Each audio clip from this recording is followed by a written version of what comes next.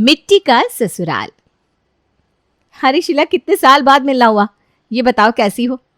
मैं तो अच्छी हूँ, लेकिन तेरे हाल चाल मुझे कुछ ठीक नजर नहीं आ रहे। अरे क्यों भाई, मेरे हालचाल को क्या हुआ है भला? और सारी बातें दरवाजे पर खड़े खड़े ही कर लेगी क्या? अंदर आना, अंदर आराम से बैठकर बातें करेंगे। अंदर तो मैं आ जाऊंगी, लेकिन ये तो बता तू मुझे बिठाएगी कहाँ? अरे क्यों भाई, इतना बड़ा घर है, सोफे है, चाय रखी हुई है, जहां तेरा मन करे वहां बैठ जा। सोफे और चेयर तो मुझे भी दिखाई दे गया है, लेकिन उनके ऊपर ये जो मिट्टी की इतनी मोटी परत चढ़ी हुई ना, वो भी दिखाई दे रही है। मैं इतनी गंदी जगह पर नहीं बैठ सकती, रहने दे, मैं तो ऐसे ही ठीक हूँ। अरे यार, तू भी ना इतने सालों बाद मिली है और अपनी सहेली की बजाय इस सोफे की मिट्टी पर ध्यान दे रही है। अच्छा चल, तो ऐसा कर, अंदर मेरे बेड पर बैठ जा, मैं अब भी तेरे लिए चाय बना कर लाती हूँ। शीला के बार बार मना करने के बाद भी राधा उसे अपने बेडरूम में ले जाती है और बेड पर बिठा देती है। देख राधा, मुझे कोई चाय वाय नहीं पीनी, तू बैठ ना, थोड़ी देर बातें करते हैं।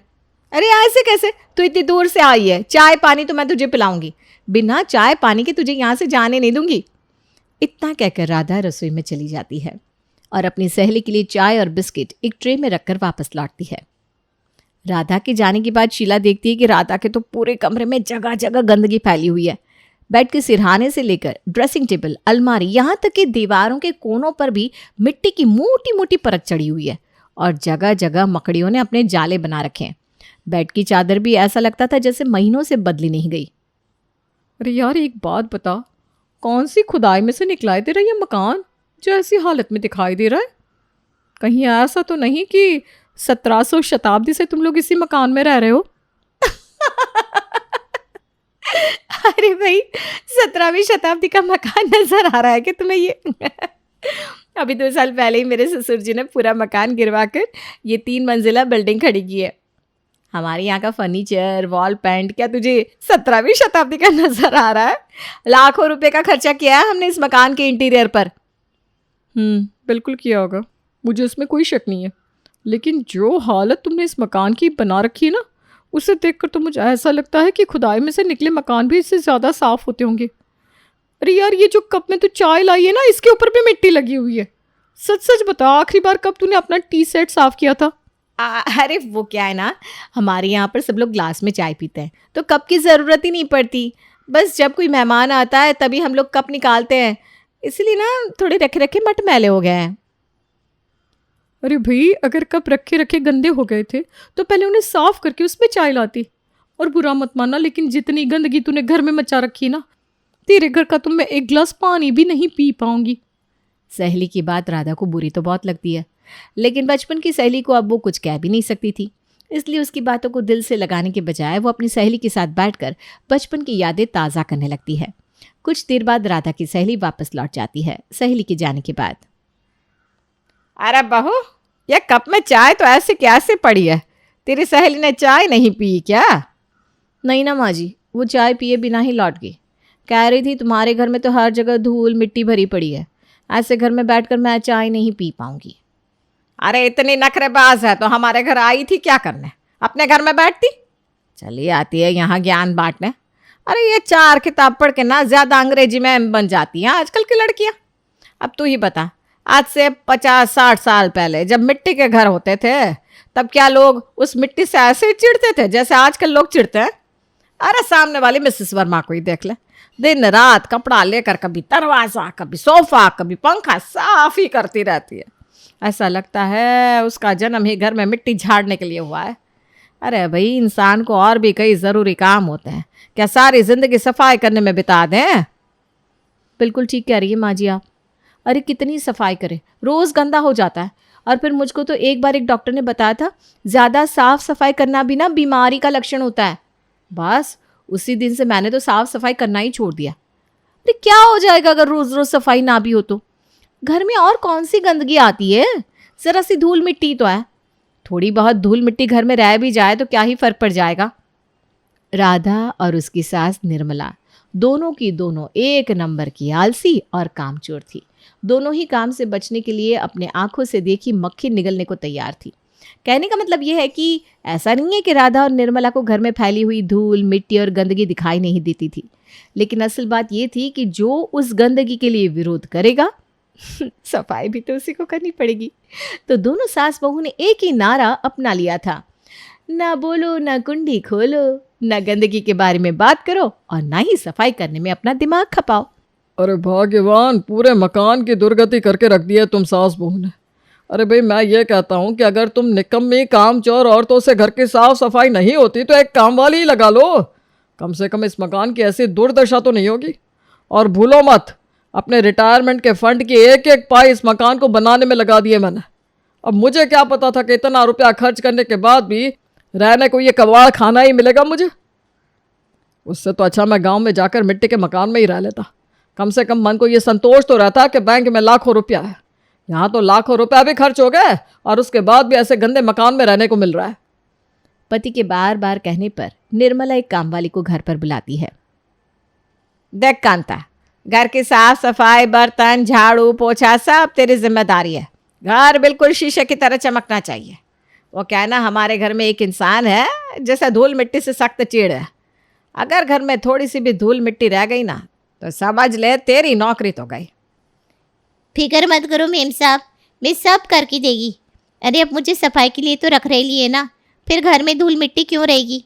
मैं एकदम साफ करके चकाचक रखेगी घर को, आप टेंशन मत लो। कांता के घर आ जाने के बाद घर में थोड़ी साफ सफाई रहने लगी थी, लेकिन दोनों सास बहू की तो मानो राम मिलाई जोड़ी थी।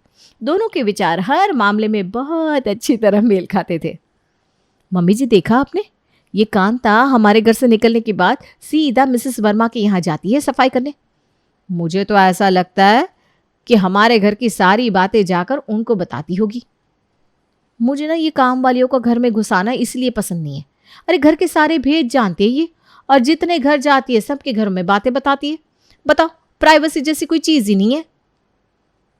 अरे बेटा, मुझे भी तो इसी बात से समस्या थी, तभी तो मैंने इतने सालों से घर में काम वाली नहीं रखी। अरे भाई, हमसे जितना होता है थोड़ा बहुत हम कर ही लेते। अब काम वालियों को रखो तो एक मुसीबत ऊपर से। अब तू ही देख ले, वो शुक्लाइन की बहू भाग गई थी ना, ये बात पूरे मोहल्ले में काम वाली नहीं तो फैलाई थी। अरे ये काम वाली ना काम कम करती है और उनके कान घर की बातों में ज़्यादा रहते हैं। जहाँ इन्हें घर की एक बात पता चली तो बस चुगलखोर की तरह पूरे मोहल्ले में गाती फिरेंगे ये लोग। राधा और निर्मला को कांता के ऊपर थोड़ा शक रहने लगा था। वे हर समय घर की बातें बाहर पता लग जाने के डर से उसके ऊपर तीखी नजर रखने लगी थी। अरे कांता, हमारे घर 3 किलो दूध आता है और हम खाने में कितना घी खाते हैं, ये बात मिसेस वर्मा को किसने बताई? हमारा तो उनके यहाँ उठना बैठना है नहीं। जाहिर सी बात है कि तुम ही यहाँ पर काम करने के बाद उनके घर जाती हो और तुम ही ने चुगली लगाई होगी। अरे मेम साहब, इसमें चुगली जैसी क्या बात है। मिसेस वर्मा मेरे को पूछने लगी कि उनके यहाँ दूध कैसा आता है, तो मैंने उन्हें बता दिया कि हाँ भाई, उनके यहाँ बहुत बढ़िया दूध आता है, खूब अच्छी मलाई निकलती है और मेम साहब घर में घी बनाकर सबको खिलाते हैं। इसमें चुगली जैसी क्या बात होगी? देख कांता, हमें घर की बात बाहर जाकर बताने वाली आदत बिल्कुल पसंद नहीं है। इसी वजह से मैं सालों से किसी काम वाली को अपने घर में नहीं रख रही थी। तुम काम वालियों को चाहे जितना समझा लो, लेकिन तुम्हारी आदतों में कोई बदलाव नहीं आता। मैंने तुझे पहले ही समझाया था कि मुझे ये 3 का 5 करने वाली आदत बिल्कुल पसंद नहीं। अब तूने चुगली की है तो तुझे भुगतना तो पड़ेगा ही। देख, हम अब तुझसे काम नहीं करवा सकते। तू अपना हिसाब ले और जा इधर से। जिसके घर जाकर हमारे घर की चुगलियाँ करती है ना, उसे के यहाँ जाकर काम कर। हमारा तेरे साथ गुजारा नहीं हो पाएगा। निर्मला की बातें सुनकर कामवाली कांता को बड़ा गुस्सा आता है और वो भी गुस्से में अपने पैसे लेकर उनके घर से जाने लगती है। मैं जा रही लिए, लेकिन ध्यान रखना, जिस तरह से आपने मेरे को काम से हटाया है ना, अब मैं तो क्या, मेरे ग्रुप की कोई भी काम वाली आपके घर पर काम नहीं करेगी। बहुत शौक है ना तुम दोनों सास बहू को अपना काम खुद करने का। अब सारी जिंदगी तुमको ये काम खुद ही करना पड़ेगा, देख लो। अरे हाँ हाँ तो कर लेंगे, तू जा यहाँ से। धमकी किसको दे रही है? पूरे घर का कबाड़ खाना बनाकर रखेला था और घमंड देखो दोनों सास बहू का। कामवाली नाराज होकर उनके घर से लौट जाती है। कामवाली कांता के जाने के बाद दोनों सास बहू फिर से अपने पुराने धरे पर लौट आई। घर में गंदगी तो जैसे उन्हें दिखाई नहीं देती थी, इसलिए ज्यादा दिन नहीं लगते और घर फिर से पहले की तरह कबाड़ खाने में बदल जाता है। घर के कोने कोने में मिट्टी, धूल और गंदगी नजर आने लगती है। अरे भाग्यवान, दीपेश का रिश्ता आया है। लेकिन मैं ये सोच रहा हूँ कि जैसी हालत हमारे घर की है ना, कोई भी रिश्ते वाला यहाँ आने के बाद अपनी बेटी इस घर में देने को तैयार नहीं होगा। क्या करूँ, कुछ समझ में नहीं आ रहा। ऐसा करते हैं, लड़की वालों को कहीं बाहर बुला लेते हैं। अगर लड़की पसंद आ जाएगी तो आज ही दोनों के लगे हाथ एंगेजमेंट भी करवा देंगे। शादी तो वैसे भी बाहर फार्म हाउस लेकर ही करनी है, कम से कम इज्जत तो बची रहेगी। जैसा कि निर्मला के पति ने सोचा था, जल्द ही दीपेश का रिश्ता मीरा नाम की एक लड़की के साथ हो जाता है और शादी के बाद मीरा अपने ससुराल पहुंच जाती है। दीपेश, ये कैसी हालत बनी हुई है घर की। ऐसा लग रहा है जैसे अभी अभी यहाँ भूकंप आकर गया हो। घर में साफ सफाई नहीं होती क्या? देखो, मैं तो सुबह सुबह ही ऑफिस के लिए निकल जाता हूँ और रात को भी घर लौटने में काफ़ी देर हो जाती है। घर की साफ सफाई और खाने वाला डिपार्टमेंट तो मम्मी और भाभी मिलकर संभालते हैं। अब इस बारे में तो मम्मी से ही बात कर लो। अरे लेकिन घर में इतनी धूल मिट्टी इकट्ठी है, मेरी तो छिकते छिकते हालत ख़राब हो गई है। आपको पता है मुझे डस्ट से एलर्जी है। इस घर में रहना मेरे लिए तो जान की मुसीबत बन जाएगा। समझ में नहीं आ रहा क्या करूं। अरे तुम चिंता मत करो, मैं मम्मी से बोलकर अभी घर की साफ सफाई करवा देता हूँ। तब तक तुम अपने कमरे में बैठो। अरे तो कमरे में कौन सा साफ सफाई की है? कमरे की भी हालत वैसी है, कबाड़ जैसी। अच्छा ठीक है, तुम नाराज़ मत हो, कमरा मैं साफ कर देता हूँ। तुम आराम से बैठो कमरे में, बाकी के लिए मैं मम्मी से बात करता हूँ। मम्मी, मीरा को ना मिट्टी धूल से एलर्जी है। वो बेचारी सुबह से जब से उठी है ना, छींक छींक कर पागल हो गई है। आप लोगों ने घर की ऐसी हालत क्यों बना रखी है? साफ सफाई क्यों नहीं करते? अरे बेशर्म, बीवी आई नहीं कि चला आया माँ से सवाल जवाब करने। अरे तेरी बीवी को धूल से एलर्जी है तो जाकर साफ कर ले, मुझसे बताने के लिए क्यों आ गया? अरे मम्मी, आप समझ नहीं रही हो। घर को गंदा आप लोगों ने किया है। वो बेचारी आती है, घर की सफाई क्यों करेगी? आप लोगों को कम से कम मेरी शादी के लिए तो साफ सफाई करवा कर रखनी चाहिए थी ना। और ठीक है, आपसे सफाई नहीं होती तो किसी काम वाली को ही लगा लो। नाम मत लेना उस नासपीटी काम वाली का मेरे सामने। अरे एक नंबर की चुगलखोर होती है सबकी सब। यहाँ की बात वहां लगाने के अलावा और आता क्या है उन्हें? काम तो एक ढेले का करती नहीं, बस बातें बनवा लो। और मैं ना साफ साफ बता रही हूँ, मेरे घर में कोई काम वाली वाम वाली नहीं आएगी। एक बार काम वाली लगाकर देख चुके हैं हम। ये अच्छी बात नहीं है मम्मी। आप लोगों को खुद सफाई करनी नहीं है, काम वाली से सफाई करवानी नहीं है। इसका मतलब आप लोगों को इस धूल मिट्टी में रहने में मजा आता है। हाँ चल, तू ऐसा ही समझ ले, हमें इस धूल मिट्टी में रहने में मजा आता है। अरे भाई, हम तो जमीन से जुड़े हुए लोग हैं, बचपन से मिट्टी के घर में रहकर पले बड़े हैं। हमें धूल मिट्टी से कोई समस्या नहीं होती, तुम देख लो अपना। दीपेश समझ गया था कि माँ को उसकी बातों से कोई फर्क नहीं पड़ने वाला, इसलिए वो अपनी पत्नी के पास जाता है। तुम परेशान मत हो, चलो डॉक्टर से पहले कुछ दवाई ले लो। ऐसे कैसे काम चलेगा? तुम तो पिछले 2 दिन से लगातार छींकी रही हो। दीपेश अपनी पत्नी को ले जाकर डॉक्टर को दिखाता है और दवा देकर उसे आराम करने के लिए कहता है। दीपेश जानता था कि इस तरह डॉक्टर से दवा खाकर उसकी पत्नी मीरा की समस्या हल नहीं होने वाली, क्योंकि उसे धूल मिट्टी से एलर्जी थी। इसलिए जैसे ही दवाई का असर खत्म होगा, उसकी एलर्जी वापस से ट्रिगर हो जाएगी। दीपेश के बार बार समझाने पर भी उसकी माँ और भाभी के कानों पर कोई जू नहीं रेंगती। दीपेश अपनी पत्नी से कहता है, मैं तो मम्मी और भाभी को समझा समझा कर थक गया हूँ, लेकिन उनके ऊपर मेरी बातों का कोई असर ही नहीं है। तुम्हारी भी हर तीसरे चौथे दिन एलर्जी वापस आ जाती है, जिसकी वजह से तुम भी जब से शादी करके आई हो बीमारों की तरह बिस्तर पर ही पड़ी हुई हो। दीपेश, मैं ऐसा करती हूँ, कुछ दिन के लिए अपने मायके चली जाती हूँ, वहाँ से वापस आने के बाद कोई सोल्यूशन ढूंढेंगे। मीरा कुछ दिन के लिए अपने मायके चली जाती है। मीरा के जाने के बाद दीपेश एक के बाद एक कई सारे काम वालियों को लेकर घर आता है, ताकि उसकी पत्नी के ना रहने पर घर की अच्छे से साफ सफाई हो। लेकिन उसकी माँ निर्मला सभी काम वालियों को डांट डपट कर भगा देती है। दीपेश अपनी माँ की आदतों से बिल्कुल परेशान हो गया था। आखिर पत्नी भी कितने दिन अपने मायके में रहती। 1 महीने के बाद मीरा भी अपने ससुराल वापस लौट आती है। ससुराल आने के बाद, कोई बात नहीं दीपेश, तुम परेशान मत हो।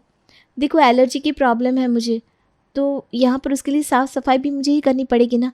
किसी को कोई फ़र्क नहीं पड़ता कि उनका घर इस तरह से गंदा हो, लेकिन मुझे तो प्रॉब्लम हो रही है।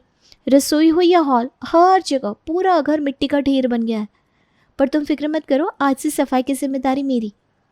मीरा मुंह पर कपड़ा बांधकर घर की सफाई करना शुरू कर देती है, लेकिन घर तो इतना गंदा था कि एक दिन में उसकी सफाई कर पाना संभव ही नहीं था।